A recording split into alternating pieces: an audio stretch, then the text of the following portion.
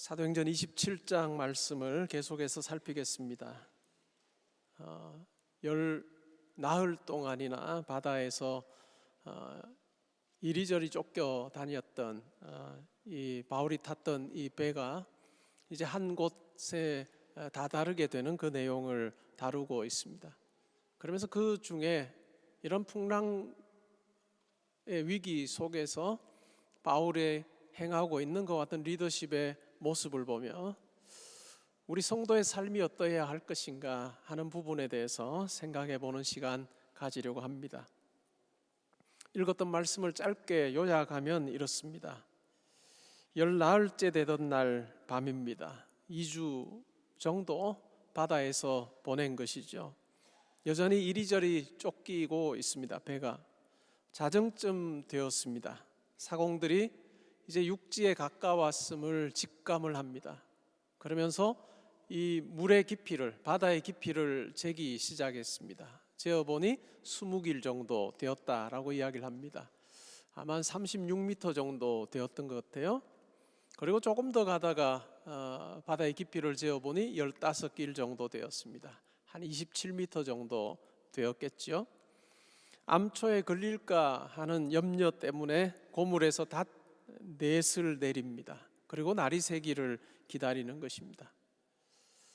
그러면서 사공들이 하는 행동이 하나 있는데, 그것은 이 배에서 도망가려고 이물 쪽에 닻을 내리는 척 하면서 거루를 내리려고 합니다. 그리고 그 거룻배를 타고 도망가려고 하고 있습니다.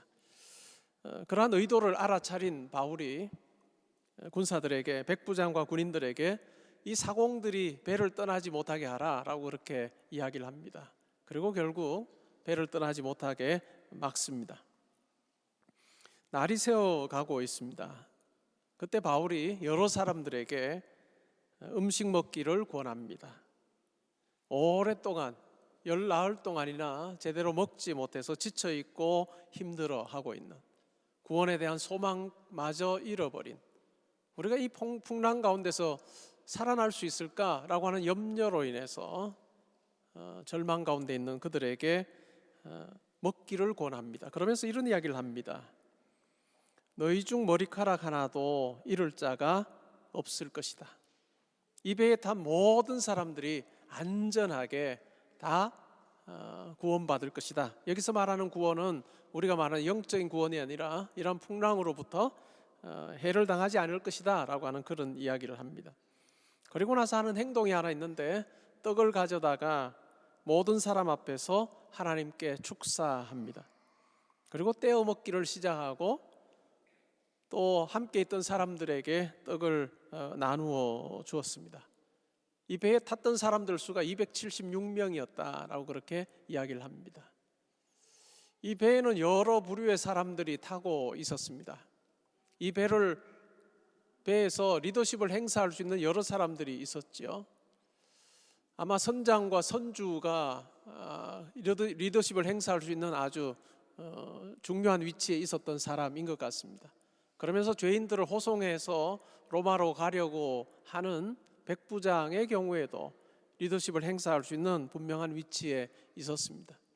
그리고 또 사공들이 꽤 있었는데, 그들은 바다 그리고 항해에 대한 여러 그들이 알고 있는 경험과 기술, 그것으로 또 리더십을 행사할 수 있는 위치에 있었습니다. 그들뿐만 아니라 죄수도 타고 있었죠. 바울은 어디에 해당할까요? 바울은 아마 죄수라고 하는 이 카테고리에 속할 수 있는 사람입니다. 물론 유죄 확정은 받지 않았지만, 그러나 로마에서 가이사 앞에 서서 재판을 받아야 되는 그와 같은 신분으로 지금 이 배를 탔습니다. 이런 측면에서 생각해 보면 이러한 위기 가운데서 자기 주장을 하기에 가장 어려울 수 있는 사람이 바로 바울입니다.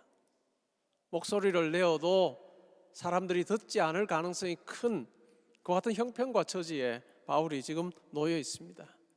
우리는 그것에 대한 증거를 이 항해를 시작하면서 바울이 이미 항해할 수 있는 기간이 지나서 이제 항해를 하게 되면 굉장히 어려움을 당할 수 있다라고 그렇게 이야기를 했지만 바울의 그 말은 받아들여지지 않았습니다. 그것만 보더라도 바울은 이 배 안에서 리더십을 행사하기에 적합하지 않은 인물이었습니다. 그러나 풍랑을 만나고 배가 좌초될 위기에 처했을 때 아주 분명하게 누구보다도 이 배 안에서 어떤 안에 있는 사람들이 어떻게 행동해야 할지에 대해서 아주 분명하게 이야기를 해주는 사람이 바로 바울입니다. 어떻게 이렇게 했을까? 그리고 이러한 모습이 바로 성도의 이 땅에서의 삶의 모습일 텐데 과연 나는 어떠한가? 라고 하는 부분에 대해서도 생각하면서 말씀을 들으시면 좋겠습니다. 배불리 먹었습니다. 날이 셉니다. 어느 땅인지는 알지 못하지만 경사진 해안으로 항만이 들어옵니다. 배를 거기에 댈 수 있을까 의논하기 시작했고 이제는 닻을 끊어버리고 돛을 올려서 바람을 타고 해안으로 접근하고 있습니다. 두 물이 만나는 곳에서 결국 이 배는 파선되고 맙니다. 그런 상황 가운데서 군인들이 백부장에게 제안하는 내용이 하나 있습니다. 뭐라고 제안했을까요? 죄수들을 다 죽이면 좋겠다라고 그렇게 이야기를 합니다. 왜 그럴까요? 그 당시에 로마법에 따르면 죄수를 군인들이 호송하다가 죄수가 도망하게 되면 그 죄수가 담당해야 되는 그와 같은 형벌을 놓친 군인들이 겪어야 됐습니다. 그러니까 도망하기 전에 죽여버리면 좋겠다라고 그렇게 이야기를 하고 있는 것이죠. 근데 백부장은 그 군인들의 말을 받지 않습니다. 왜 그랬을까요? 바울을 구원하고자 하는 마음이 있었습니다. 바울을 구했으면 좋겠다라고 하는 마음이 있어서 군인들이 죄수들 다 죽입시다라고 이야기할 때 그렇게 하지 말라고 했습니다.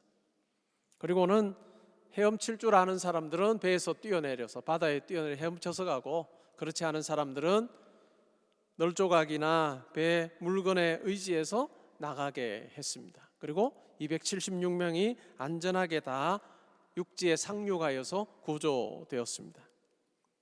이것이 우리가 오늘 읽었던 내용입니다. 이런 위기 속에서 아주 두드러지게 역할을 감당하고 있는 바울의 모습 속에 성도의 모습이 어떠해야 하는가라고 하는 것을 생각해 볼 수가 있습니다. 그리스도인이라고 하는 이 말은 그리스도를 따르는 사람, 그리스도에게 속한 사람이라고 하는 뜻입니다. 안디옥에서 비로소 그리스도인이라고 불렸다라고 그렇게 사도행전에서 이야기하는데 그리스도인이라고 하는 이 말은 크리스티아노이라고 하는 헬라어 단어입니다. 전미어 오이를 붙여서 누구누구에게 속한 사람이라는 방식으로 표현을 했습니다. 아우구스투스에게 속한 사람 아우구스티아노이, 헤롯에게 속한 사람 헤로디아노이, 그러한 식으로 표현을 했습니다. 그리스도인이라고 하는 이 말은 그리스도에게 속한 사람이라고 하는 의미입니다. 그러면 과연 그리스도에게 속한 사람이라고 하는 이 그리스도인의 정체성은 우리가 성경 속에서 어떤 내용을 말하고 있는지 생각할 필요가 있습니다. 그리스도에게 속한다라고 하는 것, 그리스도인이 된다라고 하는 것은 우리가 잘 아는 대로 믿음을 필요로 합니다. 우리가 예수를 믿을 때에 그리스도에게 속합니다. 그런데 이 믿는다라고 하는 이 말 속에 아주 중요한 또 하나의 개념이 들어가 있습니다. 뭘까요? 회개라고 하는 개념이 들어가 있습니다. 회개하여 믿게 되는 이와 같은 변화를 겪은 자가 바로 그리스도인입니다. 변화, 회개라고 하는 이 말의 의미가 무엇일까요? 그것은 이제까지 세상을 쫓아서 세상의 방식대로 살던 것을 내려놓고 이제는 예수 그리스도의 방식으로 내가 살기를 원합니다 라고 하는 그 회개를 거쳐서 예수를 믿게 되는 것, 그것이 바로 성도입니다. 그러기에 성도로 그리스도를 좇는 자로 사는 데 있어서 필수적인 것이 있다면 회개하여 돌이키는 것입니다. 세상의 방식대로 내가 더 이상 살지 아니하고 예수께서 보여주셨던 그와 같은 방식대로 내가 살기 원합니다 라고 하는 그 다짐과 결단 가지고 이 세상을 살아가는 사람, 그것이 바로 성도이지요. 우리가 믿는다라고 하는 것 속에 성경이 이야기하고 있는 이 회개나 이 변화를 우리가 심각하게 받아들이지 않게 되면 필연적으로 성도의 삶은 두 가지의 모습으로 신앙이 드러나게 되는데, 하나는 기복주의입니다. 복을 구하는 것, 이 세상의 모든 사람들이 원하는 복을 구하는 형태로 표현될 수밖에 없고, 또 다른 하나는 세속주의입니다.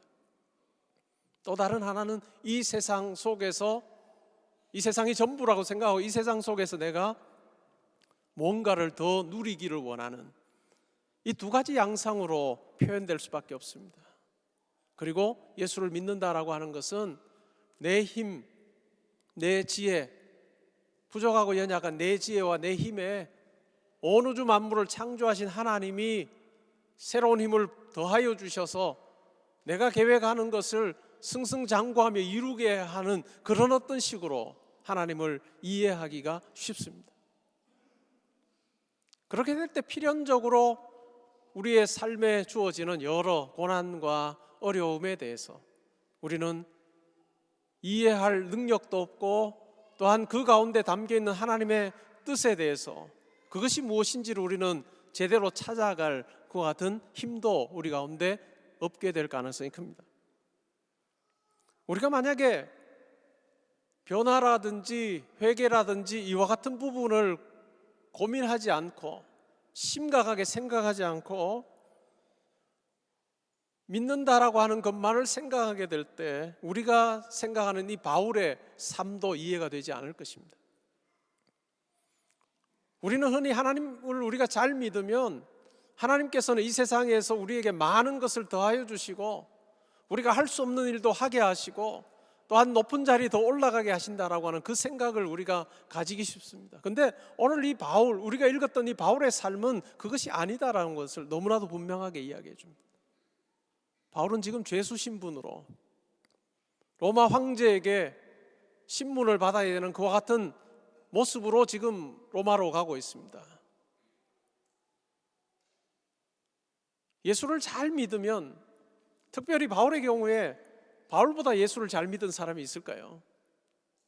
바울보다 예수를 분명하게 알고 예수를 더 잘 전파한 사람은 아마 거의 없을 것입니다. 그런데 바울에게 주어진 삶이라고 하는 것은 우리가 기대하던 그와 같은 모습과는 아주 달랐던 것을 우리는 기억할 필요가 있습니다. 로마 황제 앞에 서서 로마로 가야 되는 그 항해길에 이제는 겨울이 가까워져서 항해를 하게 되면 파선할 가능성이 있다, 어려울 수 있다라고 하는 그런 어떤 상황 속에서도 바울이 배를 타면 그는 로마 황제 앞에 서야 되기 때문에 풍랑이 옆에서는 일어도 그냥 잔잔한 바다 위로 그냥 통과하는 아주 기적적인 삶을 우리는 기대하는지 모르지만, 그러나 바울에게 허락하신 그 삶이라고 하는 것은 풍랑 속에 있는, 그러면서 몸으로 고스란히 그 고난을 겪어내야 되는 그 같은 삶이었습니다. 그러면서 2주일 동안이나 배 안에 있으면서 그의 믿음을 드러내야 되는 것, 그것이 바로 바울에게 주어진 소명이고 책임이었다는 것을 우리는 기억할 필요가 있습니다. 우리가 생각하는 그와 같은 어떤 높은 자리나 성공이나 승승장구하는 삶, 그것은 우리의 생각이지 그리스도를 좇는 자인 성도 그리스도인에게 하나님께서 주시는 것과 같은 삶은 아닐 수 있다는 것을 우리는 기억할 필요가 있습니다. 그러기에 변화와 회심이라고 하는 것을 우리가 심각하게 생각하지 않게 되면 우리의 삶의 자리에서 정말 중요한 우리의 한순간 한순간의 그 역할, 책임이라고 하는 것은 우리에게 별로 중요하게 여겨지지 아니하고 내가 이루기를 원하는 그 자리, 성공이라고 하는 것에 우리가 집착하게 될 때 우리의 삶의 많은 부분은 하나님과 상관없이 되고 이 세상을 좇는 방식으로 사는 자의 모습으로 드러날 가능성이 매우 클 것입니다. 우리 성도가 어떠한 자인가, 어떠한 사람인가를 우리는 분명히 기억하는 것, 그것은 매우 중요하죠. 바울은 고린도 교회 성도들에게 편지를 하면서 이런 이야기를 합니다. 하나님의 은혜가 얼마나 큰지 하나님의 택하심을 한번 보아라. 너희 중에 정말 문벌이 좋은 사람도 많지 아니하고 부유한 사람도 많지 아니하고 정말로 세상으로 보면 보잘것없는 많은 사람들이 있는데 하나님께서 너희들을 택하여서 세상에 많은 것을 가진 자들의 코를 납작하게 해주셨던 이 하나님의 일하심을 너희들 보아라 라고 그렇게 이야기를 합니다. 오늘날 한국교회 2000년 전에 고린도 교회나 2000년 전에 여러 교회의 모습과 생각해 보면 성도의 구성원들이 정말 많이 바뀌었습니다.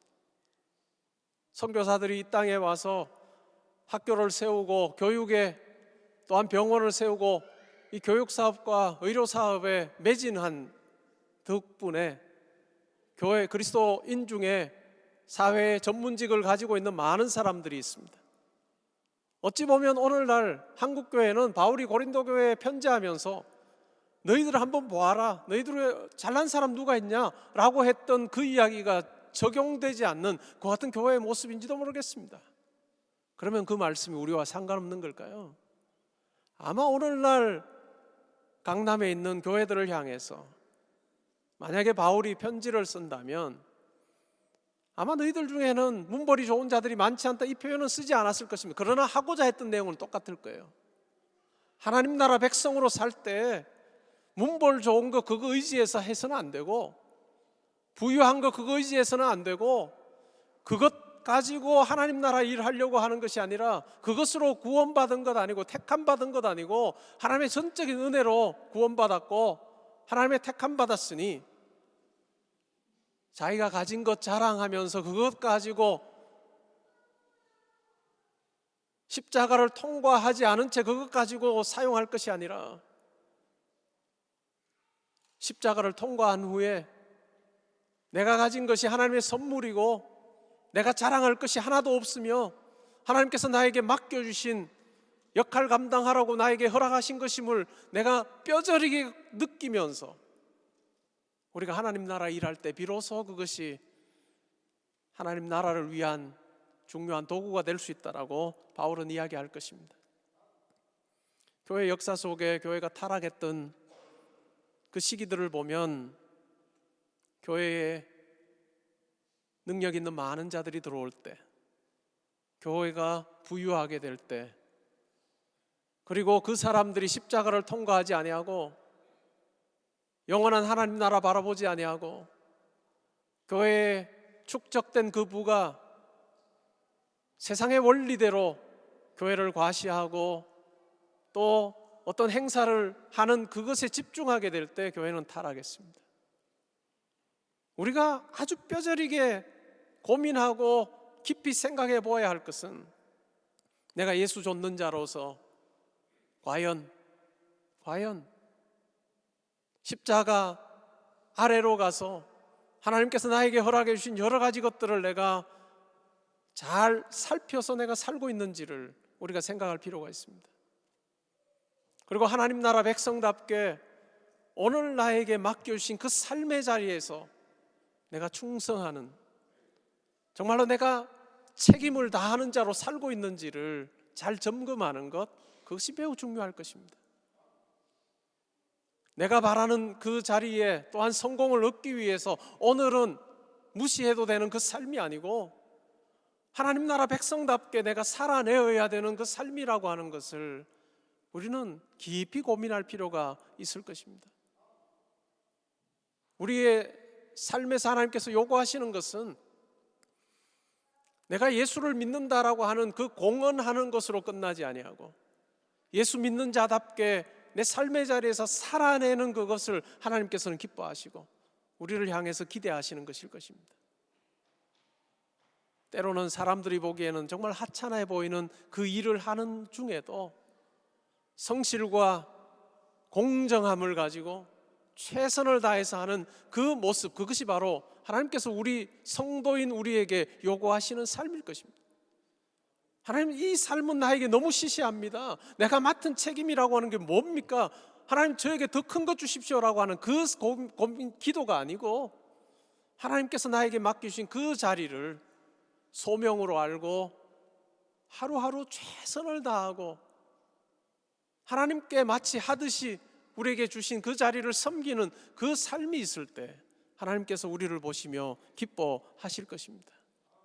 그 삶이 우리에게 다 차곡차곡 쌓이게 될 때 그것이 우리의 인생이 될 것입니다. 바울을 보면 바울은 분명합니다. 로마로 가야 되는 이유가 분명합니다. 그리고 하나님께서 자기를 로마로 분명히 인도하실 것에 대해서 그는 의심하지 않습니다. 왜? 그에게 소명이 있습니다. 또 주님께서 그에게 그것을 가르쳐 주셨기 때문에 그렇게 가는 것이죠. 믿는 분이든 믿지 않는 분이든 우리에게 주어진 인생을 살 때 정말로 시기별로 다 우리의 여건이 다릅니다. 각자 개인에게 공부해야 할 때가 있고 직장 생활할 때가 있고 그러면서 수입이 늘어갈 때가 있고 어느 시점에 수입이 줄어드는 때가 있습니다. 이러한 인생의 이 변화 속에 예측하면서 잘 준비하는 자가 인생에서 편안함을 누리며 살아가게 됩니다. 자기가 원하는 대로 다 하며 살지 아니하고 때로는 절제하기도 하고 학생들의 경우도 마찬가지겠죠. 놀고 싶은 마음 절제하고 공부하는 사람이 훨씬 더 좋은 결과를 가지게 됩니다. 그리고 직장 생활하는 경우에도 우리가 살면서 평생 그냥 다 우리가 죽을 때까지 수입을 가지고 있지는 않을 거예요. 어느 시점 되면 우리에게 기본적인 수입이 줄어드는 때가 있습니다. 그때를 생각하면서 잘 지혜롭게 준비하는 사람만이 이후에도 잘 살 수 있어요. 이것은 세상의 논리고 이건 맞는 것 같아요. 그리고 그 과정이 중요하겠죠. 어떻게 준비하느냐도. 그런데 우리 성도에게는 어떤 면에 더 중요한 한 가지가 있습니다. 그게 뭘까요? 우리는 이 세상이 전부라고 생각하지 않는 자입니다. 영원한 하나님 나라가 있다는 거 우리는 기억하는 자입니다. 내가 돌아가야 될 그곳이 반드시 있고 하나님께서 나를 그곳으로 인도하신다라고 하는 분명한 생각을 가진 자가 바로 성도입니다. 그래서 예배의 자리는 우리가 그곳이 있다는 것을 기억하는 자리고 기도의 자리는 그것이 있다는 것을 기억하는 자리가 되어서 이 세상이 전부가 아님을 내가 고백하며 하나님 내 삶에서 이 세상의 가치 따라 제가 살지 않기를 원합니다라고 하는 것을 고백하는 자리가 기도의 자리가 돼요. 하나님께서 우리에게 허락하신 이 땅에서의 삶을 우리의 삶을 판단하시고 평가하실 그 하나님 기준 아래에서 내 삶을 어떻게 살 것인가를 고민하고 하나님 앞에서 우리 스스로 자발적으로 주도적으로 하나님께서 우리에게 주신 것을 여러분들이 판단하여서 시간과 재능과 물질과 여건들을 하나님 나라를 위해서 사용하는 지혜자로 내가 살겠습니다라고 여러분이 결정하고 실행해 나가는 그 삶이 우리의 삶입니다. 제가 개포동교회 처음 왔을 때 지금은 그런 말씀 잘 안 하시는데 가장 많이 들었던 그 이야기가 뭔지 압니까? 목사님 우리에게 뭐 좀 하라고 해 주십시오. 어떻게 하면 되는 이거 해요 라고 이야기해 주십시오라고 하는 이야기를 제일 많이 하셨습니다. 근데 제가 한다고 될 일이 아닙니다. 여러분이 하나님 앞에서 말씀 앞에서 기도 앞에서 기도하면서 판단하여서 하나님께서 여러분들에게 주신 시간을 어떻게 사용할지를 여러분들이 지혜롭게 잘 배분하는 것, 그것이 중요합니다. 어떤 분들은 직장 생활하고 바쁘신 중에 기도할 시간 별로 없고 남을 위해서 기도하거나 또 신앙의 성숙을 위해서 책 읽은 시간이 별로 없을 때가 있습니다. 그러면 그때는 거기에 맞춰서 사셔야 됩니다.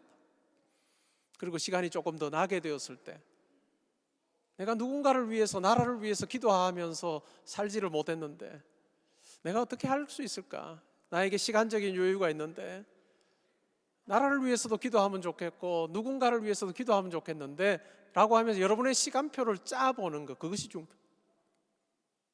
은퇴하신 분들 시간 나면 그냥 무조건 그냥 친구들과 놀더라. 좋습니다. 어울릴 친구 있는 게 그거 얼마나 좋은 거예요. 그러나 그것보다도 더한 것은 하나님께서 나에게 주신 시간을 친구들과 보내기도 하지만 내가 미처 하고 싶었지만 하지 못했던 신앙의 체계를 쌓는 그 일에 때로는 좀 더 묵직한 책을 내가 한번 읽어보아서 내가 믿음으로 경험했던 그 삶을 체계화하여서 내 자손들에게 또 친구들에게도 알려주는 기회가 되면 좋겠다라고 하는 마음으로 공부도 해보시고, 누군가를 위해서 내 시간을 떼어서 누군가에게 도움을 주는 시간도 한번 만들어 보면 좋겠다라고 하는 그 고민들을 가지고 여러분의 계획표를 짜보실 때 비로소 여러분의 삶의 자리, 여러분이 주도적으로 여러분의 삶을 감당하게 될 것입니다.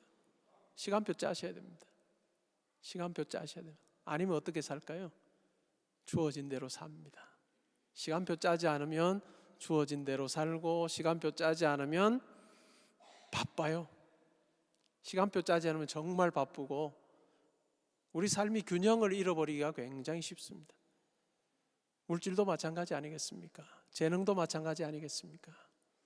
내가 하나님 나라 위해서 내가 어떻게 사용할 수 있을까? 여러분 스스로 판단하셔서 여러분이 계획 세우시고 실천해 가는 것, 그것이 가장 중요합니다. 다른 분 곁눈질할 것도 없습니다. 남들이 어떻게 하나 생각하지도 마시고 기도하시면서 여러분의 삶을 하나님 앞에서 한번 잘 살펴보시면서 하나님 앞에 또 하나님 나라 위해서 내가 드리겠습니다라고 하는 그 마음 가지고 갈 때 비로소 여러분들의 삶 가운데 여러분이 주도적이 되어서 신나는 그 경험을 하게 될 것입니다. 우리 교회가 자기 주도적 신앙, 자기 주도적 목회인데요. 제가 그래서 그런지 모르겠습니다. 저는 누가 뭐 하라 하면 일단은 하기가 싫어요. 하라 하기 전에 제가 하는 게 좋지, 그냥 누가 뭐 하라 하는 것 자체가 저는 별로 이렇게 내키질 않는, 똑같지 않겠습니까? 여러분들도 하나님 앞에서 자기주도적으로 내 삶을 어떻게 하나님 나라 위해서 사용할 수 있을까 고민하고 여러분의 삶의 자리에서 여러분이 결정하여서 살아내는, 예수 잘 믿어 라고 공언하고 세상 방식으로 살지 아니하고 예수 잘 믿는 모습이 어떠한지를 내 삶의 자리에 스트러글 하면서 보여주는 삶, 때로는 고난의 자리에서, 때로는 아주 심각한 질병의 자리에서도 바울이 지금 보여주는 것처럼 예수 믿는 자가 어떠한 자인지를 보여주고 살아내는 삶, 그것이 바로 하나님께서 우리에게 원하시는 삶일 것입니다. 저는 교회 성도님들을 위해서 기도할 때마다 그런 기도를 합니다. 성공하여서 어느 자리에 막 오르는 성도님들 많게 해달라는 기도보다는 한 걸음 한 걸음 하나님 보시기에 하나님께서 싫어하시는 그 삶을 살지 아니하며 한 걸음 한 걸음 하나님 앞에 정말 아름답게 잘 걸어가는 우리 성도님들 되게 해주십시오. 우리 아이들 위해서 기도할 때 우리나라 또 세계 여러 곳에서 쓰임받을 아이들이 뭐 다 각자 다 쓰임받겠죠. 근데 그 자리에서 정말로 정직하게 말씀의 토대 위에서 타협하지 아니하고 세상과 타협하지 아니하고 묵묵히 말씀 안에서 순종하면서 걸어가서 하나님께서 누군가를 어느 자리에 세우실 때 하나님의 말씀에 어긋나게 행동하여서 이 사람이 이래서 안 돼 라고 하는 평가받지 아니하는 삶이 있는, 공언하고 말과 행동이 다른 그런 어떤 삶이 아니라, 우리 모두에게 다 그 어려움이 있지만 그러나 우리 아이들 정말로 삶이 잘 뒷받침이 되어서 그 삶이 우리 아이들의 앞으로의 진로에 큰 도움이 되는 그런 삶 살게 해주십시오라고 저는 그렇게 기도합니다. 우리 교회 아이들을 위해서 기도할 때 우리가 다 같이 그 마음으로 기도하면 좋겠고, 항상 제가 기도하는 것처럼 여러분의 이름이나 제 이름이 불릴 때마다 항상 좋은 일로 존귀한 이름으로 불리는, 그래서 그 자리가 하나님의 가치로 빛나게 되는 그런 삶이 저와 여러분에게 있으면 좋겠습니다. 또 한 주간을 우리가 살아갈 때 많은 결정할 텐데 하나님 나라의 가치와 이 세상의 가치 두고 항상 하나님 나라의 가치의 소중함을 항상 느끼시면서 여러 가지 결정 잘하여 이번 한 주간도 버릴 것이 없는, 하나님께서 받으시기에 합당한 같은 한 주간 살아내는 저 여러분 되시기를 주님의 이름으로 축복합니다.